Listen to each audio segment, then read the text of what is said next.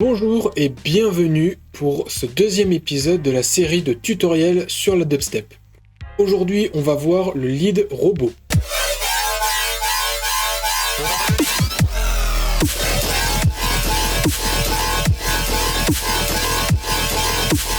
Le robot lead ou le lead robot, j'ai pas trouvé vraiment de nom, c'est un son un peu particulier qui est pas forcément tout le temps utilisé et qui est très simple à faire et qui paraît beaucoup plus impressionnant, surtout quand il est bien fait. Il est beaucoup plus permissif que le growl, vous n'avez pas forcément besoin d'utiliser les monsters qui sont eux vraiment bien faits pour ça. On commence bien évidemment par la première partie, la partie oscillateur.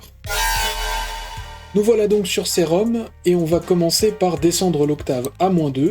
Et pour la table d'onde, on va utiliser soit ce qu'il y a dans Digital ou dans Spectral. Par exemple, dans Spectral, un monster qui fonctionne bien, c'est Monster 3. Il est plutôt bien fait pour ça.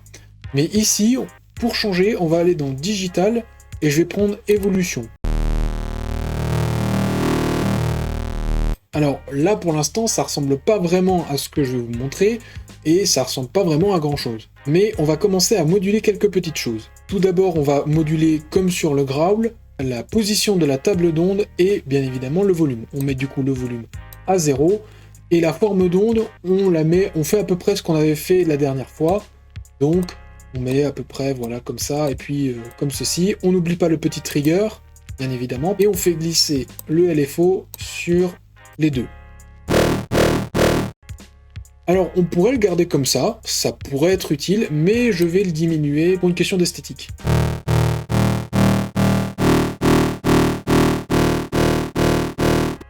Voilà, ici c'est plutôt bien. Ensuite, on va faire quelque chose d'assez particulier qui est un peu différent de ce qu'on avait vu sur le growl. Vous vous souvenez du petit bouton au milieu? Ici, on va pas utiliser les bends, on va utiliser FM from B. Ici, au-dessus de AM from B. FM, c'est pour Frequency Modulation. J'ai un accent incroyable. En gros, c'est de la modulation de fréquence. Alors, from B, je pense que vous avez deviné, ça veut dire l'oscillateur B. Pour l'instant, il n'est pas actif, donc même si on augmente, ça ne va pas changer. C'est au moment où on va l'activer. Cependant, s'il est actif, alors on aura une modulation de fréquence par l'onde ici, mais comme le niveau de l'onde B, de l'oscillateur B, est au-dessus de 0, on entendra aussi l'oscillateur, donc mettez-le à 0. Et là maintenant, déjà un petit peu mieux. Pour ce qui est de la forme d'onde qui va moduler notre son initial, on peut partir sur des bases simples, alors soit vous utilisez directement la forme d'onde intégrée, mais si jamais, prenez dans Analog, Basic Shapes, alors vous avez toutes les ondes basiques, hein, c'est un peu le nom, voilà, des triangles, dents de scie, sinusoïdes. On va garder la dent de scie. Alors la dent de scie, elle n'est pas exactement centrée de la même façon que sur le truc de base, mais on s'en fiche. Ça donnera juste un son un tout petit peu différent, c'est pas très grave. Ensuite, ici, on va utiliser 5 no windows. En fait, ça va permettre d'augmenter ici la fréquence, mais ce sera beaucoup moins précis, mais c'est un peu ce qu'on veut.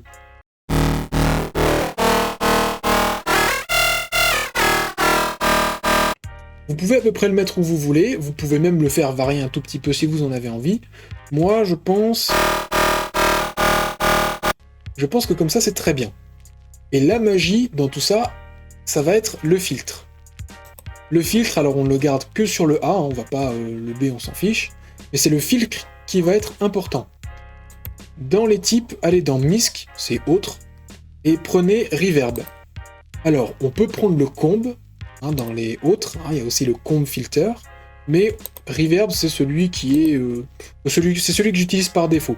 Activez ce petit bouton ici pour éviter d'avoir des problèmes d'harmonique entre les notes, surtout si vous changez de note avec ça. Et là, ça va être différent forcément de ce qu'on a vu avec le growl.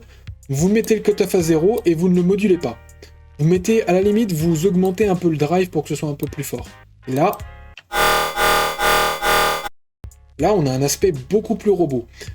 Ici, si jamais c'est un lead vraiment très présent, vous pouvez éventuellement avoir une sub, mais c'est pas obligatoire, on a le son qu'on veut. Mais maintenant, on va passer à la partie FX. La partie FX, ce sera assez similaire à ce qu'on a fait sur le growl. On va d'abord avoir le compresseur multibande. Donc mettez-le tout en haut, appuyez ici pour l'activer. et appuyer sur multiband et puis augmenter un peu le gain.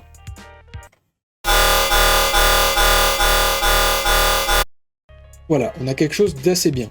On peut éventuellement après, si vous souhaitez que ce soit pas aussi grand, on peut diminuer par exemple la forme du LFO qui va forcément changer.